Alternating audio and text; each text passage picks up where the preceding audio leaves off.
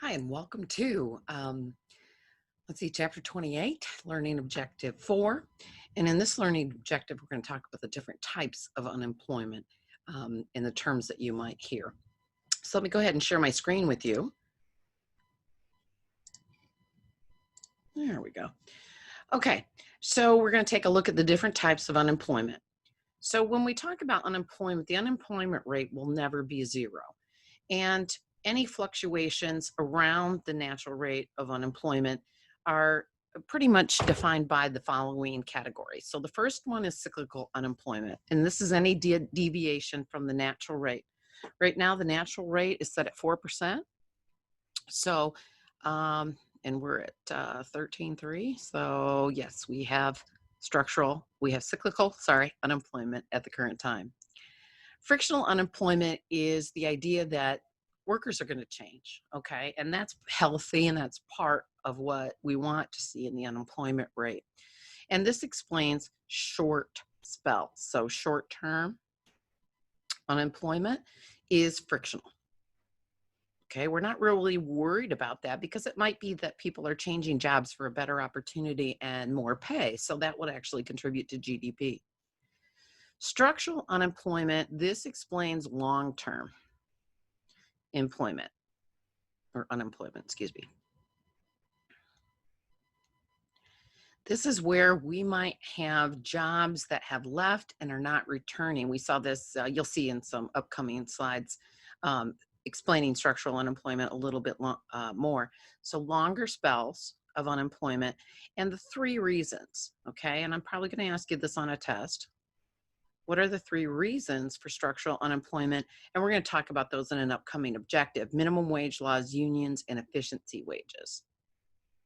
So the job search itself explains the frictional. And some frictional unemployment is inevitable. If you believe in business cycles, some economists do, meaning that there is a life cycle to businesses, that all businesses will go through. There's actually 6. We only teach you 4 at this level, but there's the introduction, the growth, the maturity, and the decline. So for example, typewriters, right? Typewriters are non-existent at this point. So they went through this life cycle. So if you believe in business cycles and that all products go through this, then what happens is the changes in demand for labor among like typewriter firms. They're, they don't even produce them, so there's no demand for that labor.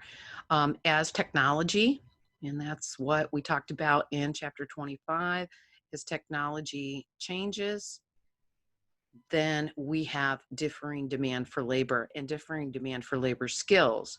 So again, that worker knowledge becomes pretty important. Technology changes rapidly, so skills change rapidly. We know that if you are out of the labor force for more than 90 days, that we're going to see skill erosion because technology advances so quickly. Okay. And again, changes of international trade, when we talk about the idea of a comparative advantage in a country, then having a comparative advantage, we might want to trade with them as opposed to producing that product here in the US. Frictional unemployment is inevitable. Again, frictional, we're not really concerned much about that. And this gives you some examples, for example, in manufacturing, some of the things that have changed. Jobs left manufacturing, but they increased in the following areas. Okay, so which of the following would most likely reduce? So we're looking for frictional unemployment to go down, and we have some choices to pick from. So let me put all those choices up. I think that's the last choice. Okay, so first of all, we have the minimum wage. I just said previously that that's structural. So that would not change frictional unemployment. The government increases unemployment insurance benefits. That actually is going to make the unemployment rate, regardless of which one it is, frictional, structural, or so on, increase. So that's most likely to be structural. Labor unions, That's going to be a structural. More workers post their resumes at monster.com, and more employers use monster.com to find suitable workers to hire. This one is going to reduce the frictional, because if we can speed up the amount of time that it takes you, monster.com or Indeed, what have you, those types of sites do help match skills and abilities. And so if you're looking for a job, that would be a quicker way to get one in the short term. Sectoral shifts become more frequent.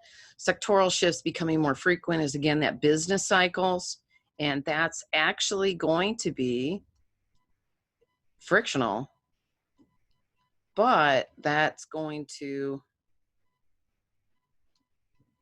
increase frictional unemployment.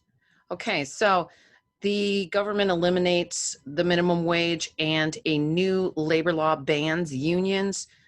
These two are going to reduce structural but not frictional, as I said in the previous slide. And the next one is government increases unemployment insurance and benefits. Sectoral shifts become more frequent. That's not going to reduce frictional, it's going to increase it.